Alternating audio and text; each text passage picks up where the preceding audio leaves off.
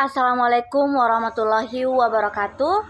Perkenalkan, nama saya Devi Astari, NIM 19 203066, Prodi Perbankan Syariah, Fakultas Ekonomi dan Bisnis Islam. Baiklah, di sini saya akan menjelaskan mengenai adu kinclok bank beraset jumlah. Nah, munculnya kasus pandemi COVID-19 ini di Indonesia menjadi suatu tantangan dan membuat seluruh aktivitas ekonomi menjadi terhambat, sehingga mengakibatkan konsumsi masyarakat mulai menurun. Nah, terhambatnya aktivitas ekonomi itu dikarenakan adanya pembatasan sosial, sehingga tercatat pertumbuhan ekonomi itu mengalami tingkat negatif, yaitu selama 2 kuartal berturut-turut, yaitu 6 bulan terakhir. Berdasarkan data yang sudah tercatat pada Bank Pusat Statistik mengatakan bahwa kuartal 3 di tahun 2020 pertumbuhan ekonomi mengalami suatu kontraksi sebesar 3,49%. Sedangkan jika dibandingkan dengan periode sama di tahun 2019, pertumbuhan ekonomi terkontraksi masih berada di angka 5,2%. Meskipun demikian, pertumbuhan ekonomi pada kuartal 3 lebih baik jika dibandingkan dengan pertumbuhan ekonomi pada kuartal 2 yang sudah mulai anjlok sampai 5,32%. Adapun 4 sektor yang mengalami dampak dari virus COVID-19 yaitu rumah tangga, UMKM, korporasi, dan sektor keuangan pertumbuhan ekonomi yang dimana sudah diprediksikan akan mengalami penurunan. Nah, pada usaha sektor ekonomi kecil dan menengah atau UMKM itu sudah mengalami tekanan dikarenakan dia tidak dapat melakukan kegiatan usaha sehingga kemampuan untuk memenuhi kewajiban kredit bisa menjadi terganggu. Nah, sedangkan pada sektor rumah tangga di sini sudah mengalami tekanan dari sisi konsumsi. Bisa dilihat dari sisi konsumsi dikarenakan masyarakat sudah tidak dapat melakukan kegiatan di rumah sehingga mengakibatkan daya beli mulai mengalami pemorosotan atau penurunan. Sementara jika ditinjau dari segi korporasi yang sangat terganggu adalah manufacture, perdagangan, transportasi, serta akomodasi seperti perhotelan. Nah, pada sektor keuangan ini lebih berpengaruh pada dunia perbankan karena ini sangat berpotensi dalam mengalami persoalan likuiditas dan insolvensi. Baik, pada laporan keuangan itu sangat dibutuhkan agar bisa dijadikan sebagai alat untuk menilai bagaimana kinerja dari pasar modal sehingga bisa berjalan dan berkembang.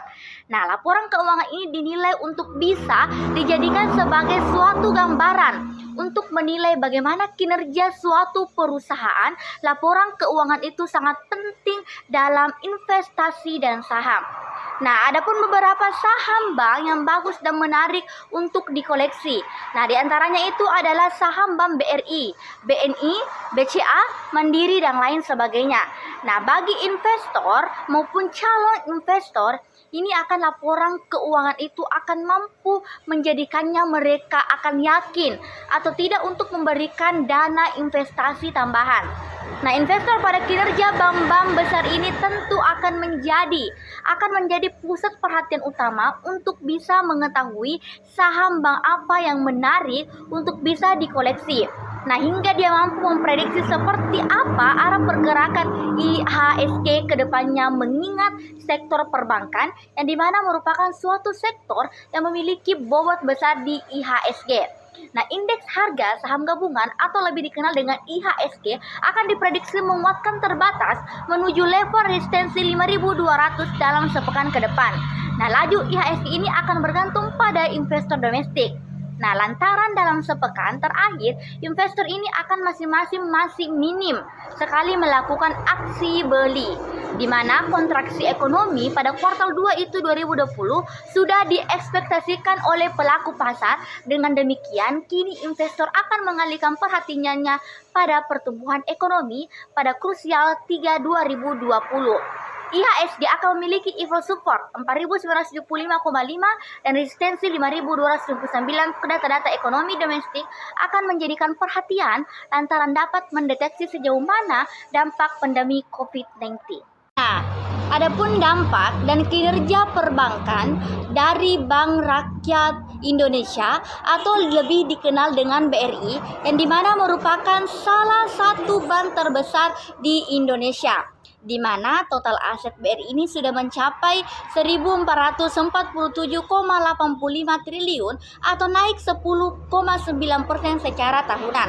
Nah, jika dilihat dari kredit yang disalurkan, fungsinya ini dalam menyalurkan kredit ini adalah merupakan salah satunya terdapat di kuartal pertama pada tahun 2020. Lalu di kuartal kedua mengalami sedikit penurunan dari 930,73 triliun menjadi 922,97 triliun. Nah, tetapi sudah mulai mengalami peningkatan kembali sebesar 12,38 triliun sehingga menjadi 935,35 triliun per kuartal 3 2020 jika dibandingkan dengan kuartal 3 tahun 2019. Angkanya akan mengalami kenaikan dari sebelum terjadinya pandemi COVID-19. Nah, meningkat sebesar 59%. Ini secara tahunan, seperti hal yang sama terjadi pada pendapatan bunga bersih atau PBBB, di mana yang menjadi salah satu penopang pada 3 bulan pertama Bank Rakyat Indonesia memperoleh PBB sebesar 20,97 triliun. Nah, kemudian mengalami kenaikan pada kuartal 2 sebesar 36,5 triliun dan yang terbaru ini mengalami pertambahan sebesar 5 triliun. Nah, ini akan menjadi 53, triliun. Namun meskipun demikian dibandingkan dengan tahun lalu, angkanya ini masih mengalami penurunan sekitar 7,8% jika dibandingkan dengan kuartal 3 2019. Nah, sedangkan pada dana pihak ketiga yang dikumpulkan pada dana pihak ketiga itu dikumpulkan oleh bank ini ternyata angkanya mengalami pertambahan. Nah, di mana dari yang awalnya kuartal satunya itu 1,28,99 triliun naik menjadi 1.072,5 triliun. Nah, disusul kuartal 3 sehingga pada akhirnya dia mampu tembus menjadi 1,131,95 triliun atau bertambah 59, triliun dari periode atau kuartal sebelumnya, di mana melesat sampai 18% dari periode yang sama di tahun lalu. Nah, dengan berbagai pertumbuhan yang positif, Bank Rakyat Indonesia akhirnya bisa menumbuhkan laba bersih sehingga 14,12 triliun per kuartal 3 2020 setelah rilis kinerja BRI menjadi investor asing akhirnya langsung bisa merespon positif, di mana diborong besar-besaran oleh saham dari BRI. Nah, sehingga saham BRI ini terus melanjutkan healingnya. Nah, bahkan itu dia mampu menembus ke level pada 4.000 saham. Nah, setelah anjlok cukup dalam, selain itu investor ini masih akan melirik saham dari Bank Rakyat Indonesia karena kabarnya bahwa Bank Rakyat Indonesia ini sedang menyiapkan sebuah aksi korporasi. Nah, di mana ini sangat berkaitan dengan pengembangan bisnis UMKM. Nah, jadi kedepannya itu akan lebih ke sektor UMKM meskipun aksi ini cukup besar karena membutuhkan audit laporan keuangan sebagai salah satu syaratnya. Kebijakan yang tepat pada pihak manajemen bank untuk mampu bertahan di tengah era pandemi ini yaitu perbankan harus melakukan risiko secara cermat serta menggunakan strategi kreatif untuk menghadapi kondisi seperti ini, yaitu dengan adanya suatu strategis bank saat ini tidak hanya untuk menuntut pembayaran angsuran dan bunga kredit oleh debiturnya dan juga tidak untuk nasabahnya agar tetap menaati protokol kesehatan seperti physical distancing dan social distancing. Nah, mana untuk menekan perang virus COVID-19 ini, bank itu harus mempunyai strategi untuk membantu nasabah bagaimana untuk menjual atau mempromosikan produknya melalui digital banking. Nah, pada layanan produk, jasa itu harus dikonversikan menjadi digital banking.